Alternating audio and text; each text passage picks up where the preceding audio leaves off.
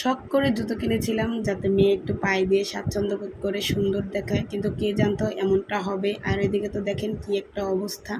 আসসালামু আলাইকুম। এই জুতোটা ঈদের সময় কিনেছিলাম, রোজার ঈদে কিনেছিলাম মেয়েকে পায়ে দিয়ে সুন্দর দেখাবে বলে, কিন্তু কে জানতো এত বড় একটা বিপদ হয়ে যাবে। এত বড় বলতে সামান্য, তারপরও সামান্য না, যেহেতু ছোট। এই পুঁতিগুলো যেটা আমি উঠাচ্ছি জুতা থেকে, এই পুঁতিগুলো আমার মেয়ের অলরেডি একটা একটা করে মুখে দেয় আর খেয়ে ফেলে। আর সেটা আমি বাথরুমের সাথে দেখতে পাই, একদিন তো মুখেই দেখতে পাইছিলাম। তো তখন দেখে নিয়ে আসছে, সেই থেকে আর জুতো জোড়া তার পায়ে দেওয়া হয় না।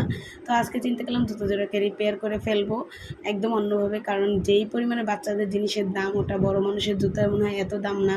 বাচ্চাদের সব জিনিসই দাম। তাই আজকে ঠিক করলাম জুতো জোড়া নষ্ট না করে ঠিক করে দেই বা পুঁতিগুলো উঠিয়ে ফেলি। তো পুঁতিগুলো উঠে এই যে এটাকে কি বলে, ফেভিকল দিয়ে তারপর আটকে দিছি, কারণ ওই যে ফাঁকা ফাঁকা জায়গায় যে পুঁতি উঠে ফেলছে, পুঁতিগুলো উঠে তার জুতাটা সুন্দর দেখাবে না। তো ওখানে গিলিটার লাগাই দিব। এখন একটা কাগজ নিয়েছিলাম আর গিলিটারগুলো ছুঁড়ে ছুঁড়ে দিচ্ছি, যাতে কাগজের উপর পড়লে গিলিটারগুলো আবার উঠে ফেলতে পারি। আমি তো গিলিটার বলতেছি, আমরা কিন্তু ছোটোবেলায় জরি বলতাম, এখন তো অনেক কিছু আপডেট বা শুনে মুখস্থ করে শিখে তারপর বলতেছে যে গ্লিটার। যাই হোক, এটা ছিল জরি। সাদা কালার জরি হলে হয়তো বা ভালো লাগতো, কিন্তু আমার কাছে এই মিক্স জরিটা ছিল।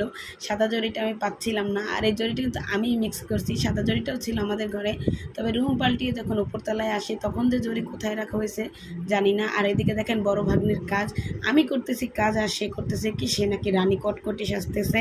সে নখে সুপারগুলো না তো এটাকে কী বলছেন, ফেভিকল দিয়ে তারপরে দিচ্ছে ওই জরিগুলো। তার নাকি বিয়ে বাড়ি যাবে সে, এরকম একটা অবস্থা। সে কিন্তু চাকরি করে, অফিসেও চলে যাবে। তারপর দেখেন কি পাগলামি শুরু করছে, মানে বড় হয়েছে কিন্তু বাচ্চা মেয়ে যায় না। আর আমাকে বলতো সেটা ধরে রাখো তুমি, আমি এটা নিয়ে কাজ করব। এই যে দেখেন তার পাগলামির লিমিট থেকে কিন্তু এরা আনলিমিটেড করে ফেলে। আর মাঝে মাঝে এই পাগলামিগুলো সত্যি অনেক ভালো লাগে আমার কাছে।